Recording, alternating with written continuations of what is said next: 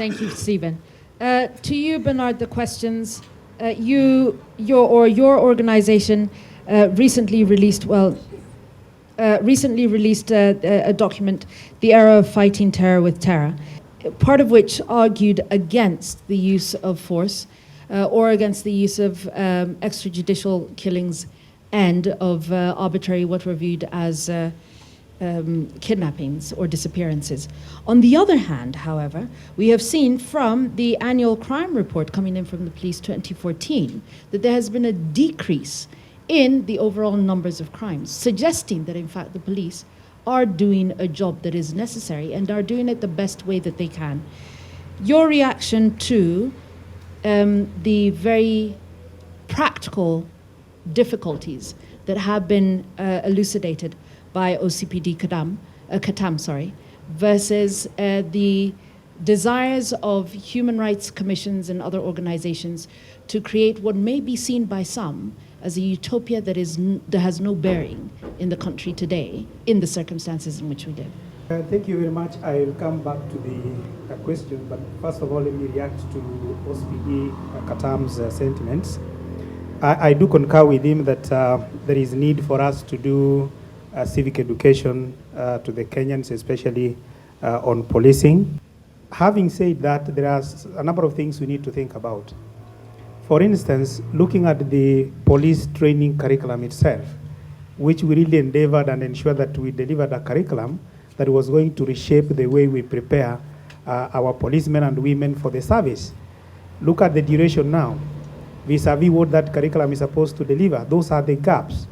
Then the other point, which we need to take cognizance of, is the fact that the Constitution provides for the creation of the county policing authorities. Today, as we speak, not more than 5 counties have fully established the county policing authorities. And this is a very important segment that will help our uniformed men and women to fight crime. The other point is, how are we resourcing the National Crime Research Center so that it gives you the statistics, it gives you the figures, it gives you the danger zones that you have to deal with while you are doing the community policing. So for me, those are the gaps that we have to deal with. How do we deal with the attitude among the officers themselves vis-a-vis the motivation of the same officers?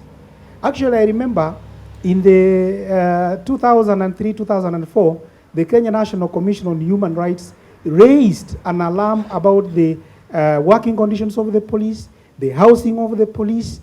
None of us cherishes to see our policemen and women housed the way they are. So again, here is a situation where we call on the policy makers, the parliamentarians and everybody, that when they are allocating resources, this is a very important segment for them to consider from 1 year to the next. Then going to Irungu, my friend, extrajudicial killings, the death penalty. I want to approach that question from 2 dimensions. One, how are the investigations conducted? As a commission, we have an opportunity of visiting the places of detention. And when you listen to the inmates, when you look through their files, one of the things that you would discover is that how were these investigations conducted? And I can tell you, approximately 50% of the inmates in our prisons today should not be there. Yes, yes, yes. All of them. That is coming from you. And then the other gap is, do they get the representation they should get because this is enshrined in our Constitution? No, they don't. Those are the things, even when we think about the death penalty, if you answered all those questions, then we can have a discussion. But the position of the Commission is that actually we are working towards the abolition of the death penalty in Kenya. That is the position. And I have stated the official position of the Commission. Finally, there are things we need to consider, and which will tie with what Steve is saying, problems around profiling. And we have seen this one happening in the country. Those are the questions we raise. When you profile, then you are discriminating against the same Kenyans you are supposed to protect.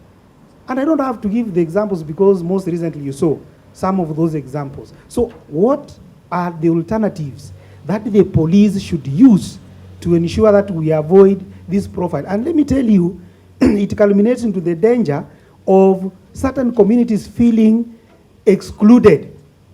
And let me tell you today, exclusion is the worst form of discrimination you can ever think of in an independent country like this one of ours. And finally, we have had before incidences of transfer of individuals suspected of terrorist activities to other countries. What does the Kenyan law say about such kind of criminals? I don't want to give examples here, but when we look at the whole question of policing and human rights, these are some of the things that as a country we must take cognizance of and ensure that we protect all the Kenyans. And my last point then is going to the judiciary, and I agree. This is the point where I agree with Irungu. The inefficiencies at times within the judiciary. The police do a good job many times. You apprehend the criminals, you investigate. Then tomorrow you are told 2 days. I mean, of course those are court decisions. But then it also demoralizes the police who have spent ages and time to investigate and bring those culprits to court. So, and again here, you must have seen through the vetting some of the challenges we had in terms of some judges and magistrates delivering certain judgments. The quality of judgments within our judicial system is actually wanting.